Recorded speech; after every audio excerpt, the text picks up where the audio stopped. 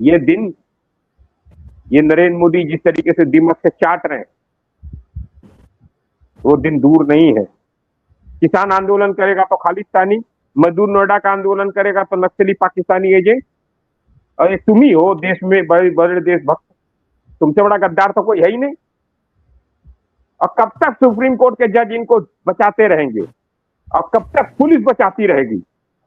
ये जितनी भी सरकारें चल रही हैं मौजूदा समय, चाहे उत्तर प्रदेश की हो, चाहे बिहार की हो, मौजूदा समय पश्चिम बंगाल में होगा, चाहे उत्तराखंड में हो, चाहे वो हरियाणा में हो, चाहे दिल्ली में हो, चाहे राजस्थान में हो, चाहे मध्य प्रदेश में हो, चाहे महाराष्ट्र में हो, ये जितनी भी भाजपा की सरकारें चल रही, ये पुलिस के दम पर चल रही, पुलिस की गुंडागर्दी पे चल रही है।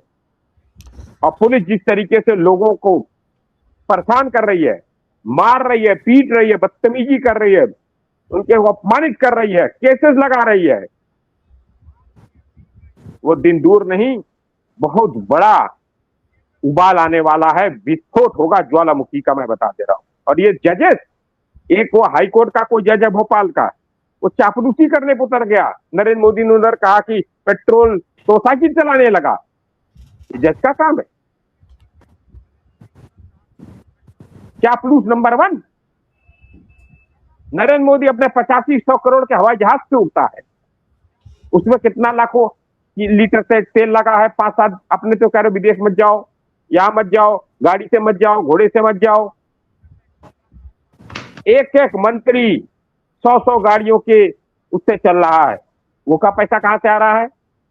उसके बाद अगर बहुत ज्यादा था तो अभी गुवाहाटी में जो बड़ा आयोजन हुआ है, भव्य आयोजन हुआ शपथ ग्रहण का, उसमें कितने हजारों बसें आई हैं, अभी जो नरेंद्र मोदी शामिल है उसमें। उसके बाद कलकत्ता में जो सबसे बड़ा भव्य आयोजन हुआ शपथ ग्रहण का, उसमें हजारों लोग आए, उसमें हजारों बसें आई, वो क्या पानी से चल रही थी? और जितने जेट्स आए, 100 के करीब प्राइवेट जेट्स उतरे हैं गुवाहाटी में और कलकत्ता में। और हेलीकॉप्टर की बात ही छोड़ दीजिए, वो कहां से आए? भारतीय जनता पार्टी के पास।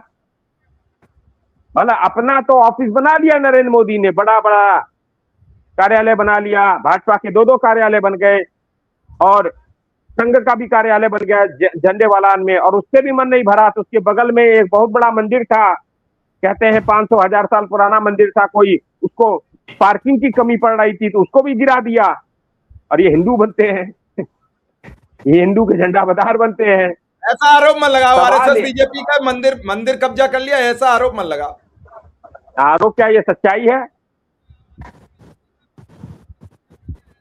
अब देखिए इस समय समाज 2 तरह से बट चुका है, एक संघी समाज है, एक नॉन संघी समाज है। एक संघी राजपूत है, एक नॉन संघी राजपूत है। एक संघी ब्राह्मण है, एक नॉन संघी ब्राह्मण है। आप लोग नॉन संघी ब्राह्मण हो, अब आप अल्पत में हो, मैं अल्पत में हूं।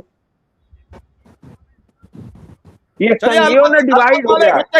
अल्पत वाले सब इकट्ठे हो और सब। मैं एक बात कह रहा हूं, अपर कास्ट में संघी और नॉन संघी, ओबीसी में संघी नॉन संघी, दलित में संघी नॉन संघी बनाने का पूरा प्रयास है। पागलू जैसी बातें करते हैं।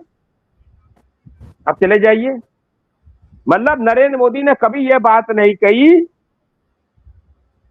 कि आगे कैसे देश चलेगा। पीछे नेहरू जी ने वो किया, मुगल ने वो किया, हलाना ने वो किया। पीछे चले जाओगे, टाइम मशीन में बैठा दो, नरेंद्र मोदी पीछे चले जाए। आगे कैसे ले जाओगे देश को, बताओ ना। अभी तो मार्च में कह रहे थे कि तेल भी है देश में, गैस भी है देश में, खाद भी है देश में। अब मई में कह रहे हो तेल भी नहीं है देश में, खाद भी नहीं है देश में, गैस भी नहीं है देश में। और खाद कह रहे हो आधा डाल दो, 50% खाद डालो। जैसे ही 50% खाद डालोगे, खाद्यान्न संकट देश में खड़ा हो जाएगा। 35%, 30 से 35% अनाज कम हो जाएगा खरीफ का। और इनको मौका मिल जाएगा यूएस ट्रेड डील में, जो इन्होंने ट्रंप की गुलामी करके, जो ट्रेड टाइम कैप्सिंग फाइल के कारण ये मक्का, ज्वार, बाजरा और उसके बाद कपास वहां से ले लेंगे, अमेरिका से इंपोर्ट करके। देश में हुआ नहीं। ये पहली सरकार है, ये पहला प्रधानमंत्री है जो देश का उत्पादन घटवा रहा है। अब ये देश के साथ ये बताइए, ये देशभक्ति है कि देशद्रोह है? ये आप बताइए। मुझे तो लगता है देशद्रोह है। चलिए 1966 के बाद से जितने प्रधानमंत्री हुए हैं, सबने देश के प्रोडक्शन को बढ़ाया है, उत्पादन को बढ़ाया है। हमारे यहाँ PL40 आता था गेहूं, जो सुअर खाते थे, जो सुअर नहीं खा पाते तो वो भारत आता था। वहां से देश उत्पादन में सबसे ज्यादा गया, खरीफ और रबी के फसलों में, गेहूं और धान में, चावल में। धान भी घटने जा रहा है, सब घट जाएगा।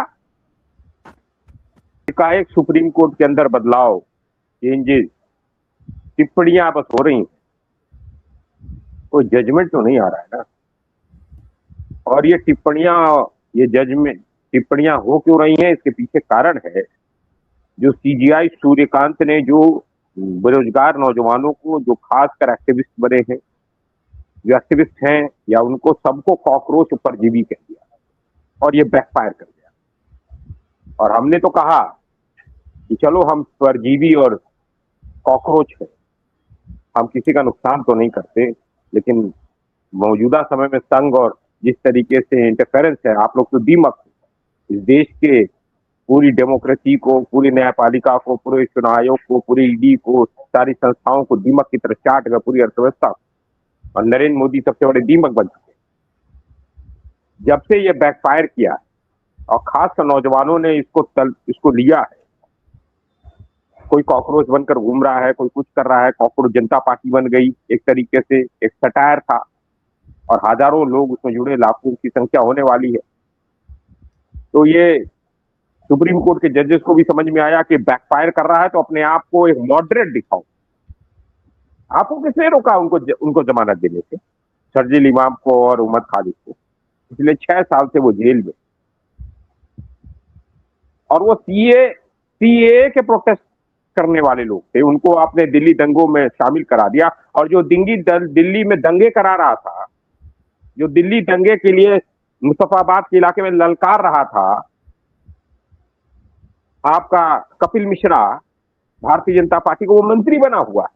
और उस पर जब मुझे याद है 2020 में एक हाई कोर्ट के जज ने उस पर टिप्पणी की, ये कहा कि ये कैसे आदमी घूम सकता, उसका तुरंत तबादला कर दिया गया।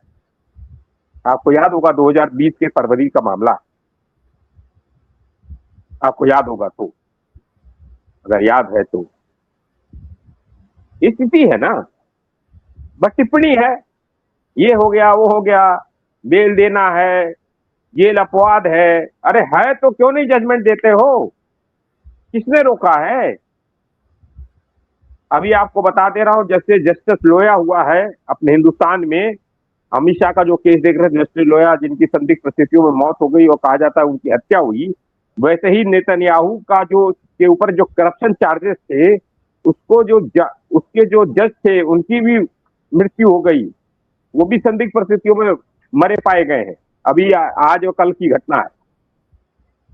ये मॉडस ऑपरेंडी है।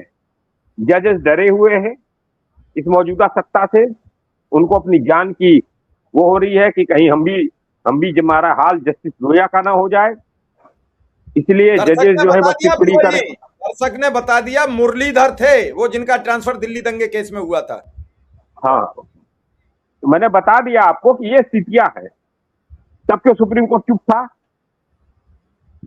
जिसके ऊपर सुप्रीम हाई कोर्ट ने कहा कि ये घूम कैसे रहा है, जज ने उसका ट्रांसफर कर दिया, उस पर सुप्रीम कोर्ट चुप क्यों रहा? और ट्रांसफर क्यों किया? होने कैसे दिया? सुओ मोटो क्यों नहीं लिया? अभी हम और आप कोई टिप्पणी कर, उसको सुओ मोटो। CGI सूर्यकांत ने देश के नौजवानों को कॉकरोच कैसे कहा? देश के एक्टिविस्टों को कॉकरोच कैसे कहा? देश के पॉलिटिकल एक्टिविस्टों को कॉकरोच कैसे कहा? जो नरेंद्र मोदी की नीतियों की खिलाफत करेगा उसको वो कॉकरोच है, वो परजीवी है। नरेंद्र मोदी अर्थव्यवस्था को ध्वस्त कर दे, देश में दंगे फैलवाए, लोगों को मारे, किसानों को मरवाए, 3-4 बच्चे नीट में मर गए। जब से नीट का परीक्षा रद्द हुआ है, 4 बच्चों ने आत्महत्या कर ली। उसका हत्यारा कौन है? उस पर तो सुप्रीम कोर्ट चुप है, उस पर तो जज चुप है। तो मैं जजों से कहना चाहता हूं कि अगर आप जजमेंट नहीं दे सकते, आप न्याय नहीं कर सकते, तो उस पद पर मत बनिए। और ये कॉकरोच कहना, आप अपमान कर रहे हैं इस देश का। और CGI सूर्यकांत के ऊपर तो जनता का अपमानना का, देश के अपमानना का, संविधान के अपमानना का केस चलना चाहिए। और तत्काल इनका इनका इस्तीफा, इनको बर्खास्त भी होनी चाहिए। कैसे कर सकते हो भाई? जाओ नरेंद्र मोदी के उसमें चले जाओ, लॉ मिनिस्टर बन जाओ, कैबिनेट में जाओ, यहां क्यों बैठे हुए हो? कभी किसी को कॉकरोच कह दो, परजीवी कह दो, कभी कुछ कह दो, कभी कुछ कह दोगे। किसान आए आंदोलन करने तो उनको भी आंदोलन जीवी कर, तो मतलब जो मर्जी वो आप लोग जजमेंट में बोलते रहो। जजमेंट नहीं दे रहे हैं, टिप्पणी कर रहे हैं। सरकार के खिलाफ एक भी कोई ऐसा लाइए जिसमें जजमेंट किया हो इन्होंने, चाहे ईवीएम का सवाल हो, चाहे एसआईआर का सवाल हो, चाहे वो कोई अन्य सवाल हो। कोई भी जनहित में पिछले 10-12 सालों में सुप्रीम कोर्ट ने कोई ऐसा जजमेंट किया हो जिसमें जनता का हित हो। सब जगह कॉर्पोरेट समर्थक, भाजपा समर्थक, नरेंद्र मोदी के समर्थक जजमेंट आए हैं। अब बाकी एक ये जो सुप्रीम कोर्ट के जजेस हैं, जब देखते हैं देश में उबाल हो रहा है तो ये प्रेशर कुकर में जैसे सेफ्टी वाल्व होता है वैसे थोड़ा जजमेंट तो वो कर देते हैं, टिप्पणी कर देते हैं। ये टिप्पणियों से काम नहीं चलेगा, टिप्पणियों से नहीं कुछ होने वाला। अगर आपके अंदर है तो आप जजमेंट करिए, उनको दीजिए ना जमानत। चार्जशीट दायर नहीं हुई है, अगर निष्पक्ष जांच हो जाए तो पता चल जाएगा भारतीय जनता पार्टी आरएसएस वाले उस दंगे में शामिल थे, जेल भेजना पड़ेगा। भेज पाएंगे ये लोग? माफ करिए, इस देश को आरएसएस ने दीमक की तरह चाट लिया है, नरेंद्र मोदी ने दीमक की तरह चाट लिया, कुछ बचा नहीं। आप खोजते रहिए इसमें सकारात्मकता, मैं नहीं खोज सकता है। को एक चीज रोक के बता दूं, जैसे ही नरेंद्र मोदी ने कहा कि सोना मत खरीदो, तो बीजेपी आईटी सेल ने, ये अमित मालविया और गौरव बल्लभ एक आया हुआ है वो नया जो हमारी पार्टी से गया हुआ है, उसने एक फर्जी इंदिरा गांधी जी की तस्वीर 9 जून या 1967 का डाल दिया, हिंदू की खबर। इंदिरा जी ने भी कहा था वो फेक था। मैंने सीधे उस पर जो है आपके कार्यक्रम किया, कार्यक्रम करने के दूसरे दिन मैं चला गया पार्लियामेंट स्ट्रीट थाना, अब मैंने कहा इस पर एफआईआर दर्ज करो, अमित मालविया पर और गौरव बल्लभ पर, वो अभी पेंडिंग है वहां पर। उसके बाद हमने कई साथियों से बात की, अभी हरियाणा में हमारे लीगल सेल डिपार्टमेंट ने हिसार में दे दिया है, अभी और भी जगह हो रहा है, मुंबई में भी दिया गया है। हम छोड़ने वाले नहीं बीजेपी आईटी सेल को। और जिसका हिंदू ने कहा कि ये खबर हमारी है ही नहीं, तो ये सब तो ये खबर देते रहते हैं, कभी कुछ कह देंगे कभी कुछ कह देंगे। इनको तो जनता दौड़ाएगी, मैं आपको बता दे रहा हूं। एक नजीर पेश होगा देश में, और ये जो हो रहा है ये हमारे देश के लोकतंत्र के लिए भी और अच्छा हो रहा है। हमारा लोकतंत्र, हमको और मजबूत लोकतंत्र मिलेगा। और ये नरेंद्र मोदी और संघी ये भागेंगे, और ये जितने संघी घूम रहे हैं आज, ये देख लीजिएगा दूसरे दिन ही, जिस दिन भाजपा भाग जाएगी, ये झंडा बदल के घूमते मिलेंगे, कहेंगे हम तो सेकुलर थे, हम तो देशभक्त थे, हम तो संविधान जिंदाबाद का नारा लगाते हुए मिलेंगे। ये इनको आप जानते नहीं है, इन संघियों को मैं बहुत नजदीक से जानता हूं, ये संघी कैसे हैं और क्या करेंगे। ये भागने वाले हैं, इनको डंडा लेकर दिखाने वाला कोई चाहिए। ये बंदर घुड़की देते रहते, ये कर दूंगा वो कर दूंगा, गिरफ्तार कर लूंगा। अब हमारे साथी अजय शुक्ला है, पत्रकार आपके बड़े भाई, उनके ऊपर ईडी की जांच करा दिया। उनके जब उनका 3 महीने उनके अकाउंट बंद कर दिया, उनके बच्चे का, बीबी का, सबका, उनका भी, जब बेचारे उससे भी नहीं टूटे, बोलते रहे, तो उनको ईडी की जांच करा दी। अरे कर दोगे ईडी से क्या हो जाएगा? ईडी के अधिकारी क्या कर लेंगे? अरे एक दिन तो रिटायर हो गए, जनता में तो सामान्य बनोगे। जो परिस्थितियां नरेंद्र मोदी पैदा कर रहे हो ना, बच नहीं पाओगे, तुम्हें इस्तीफा देना होगा, इस्तीफा देकर तुम्हें घर जाना होगा। बस इतना बता दे रहा हूं नरेंद्र मोदी। चलिए, बिल्कुल प्रबल जी ने बहुत सही बात की है।